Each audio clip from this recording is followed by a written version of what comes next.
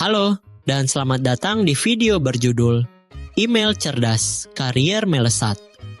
Video ini merupakan bagian dari modul 1, Professional Communication Skills, dalam seri kursus Mikro, Work Ready, Pre-Employment Micro Course for Undergraduates and Fresh Graduates.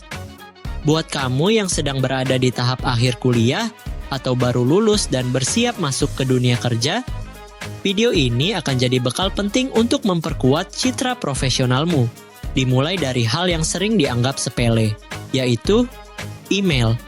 Pendahuluan. Kita hidup di era digital di mana email menjadi salah satu sarana komunikasi paling umum, terutama di dunia kerja.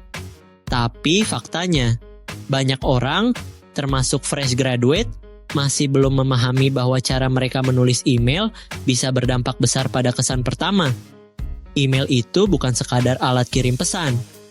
Gaya menulis email bisa mencerminkan profesionalisme, ketelitian, bahkan etika kerja seseorang. Dan percaya atau tidak, email yang asal-asalan bisa membuat peluang kerjamu sirna begitu saja. Karena itu, penting banget buat kamu memahami bagaimana menyusun email yang rapi, sopan, dan tetap profesional. Di video ini kita akan bahas semuanya, capaian pembelajaran.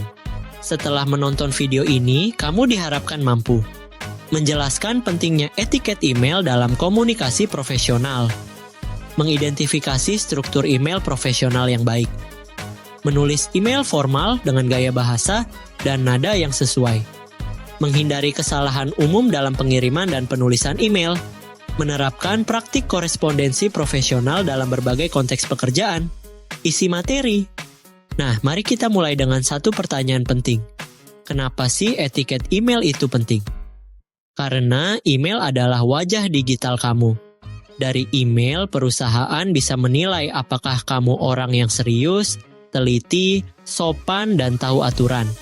Bahkan, seberapa baik kamu menyusun kalimat bisa mencerminkan kemampuan komunikasimu. Kita sekarang masuk ke struktur dasar email profesional. Ada 6 komponen penting yang harus kamu perhatikan. Pertama, subjek. Ini adalah hal pertama yang dilihat penerima. Buat singkat, jelas, dan sesuai isi email. Misalnya, permohonan wawancara kerja, nama Anda. Kedua, salam pembuka. Gunakan sapaan formal. Misalnya, Yit, Bapak Ibu nama, lalu paragraf pembuka. Di sini kamu perkenalkan diri dan tujuan kamu menulis.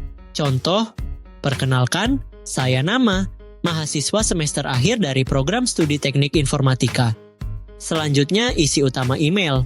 Sampaikan informasi atau permintaanmu dengan rapi dan terstruktur. Jangan buat paragraf yang terlalu panjang ya.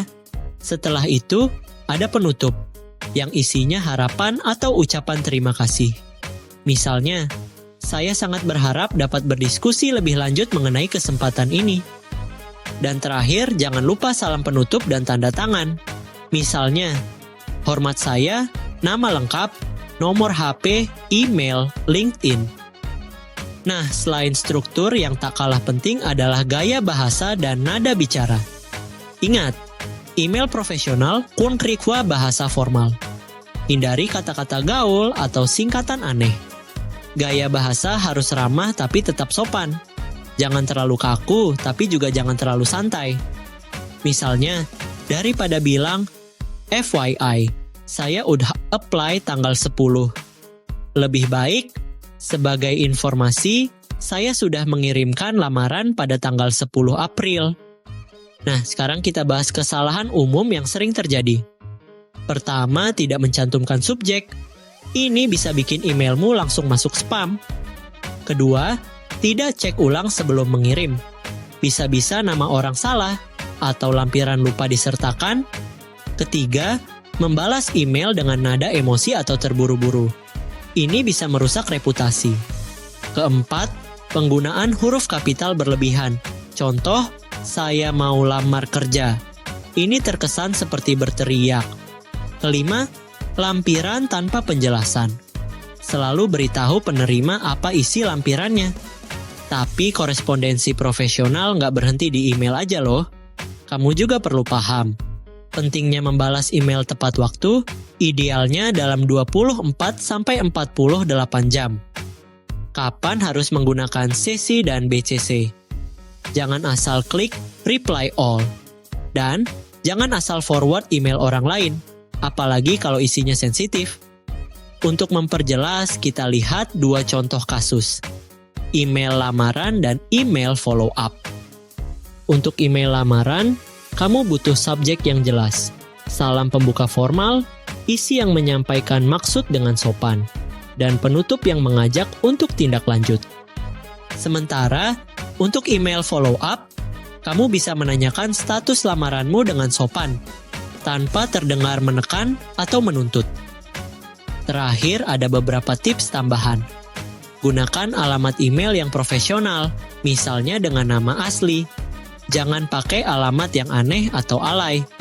Hindari penggunaan emoji dalam email resmi, dan pastikan tampilan emailmu bersih dan mudah dibaca. Hindari warna atau font yang aneh-aneh. Kesimpulan. Nah, dari semua yang kita bahas tadi, satu hal penting yang perlu kamu ingat adalah email adalah perwakilanmu. Bahkan sebelum kamu bertemu dengan orang dari perusahaan, mereka sudah mengenal kamu lewat email. Jadi, jangan remehkan kekuatan email.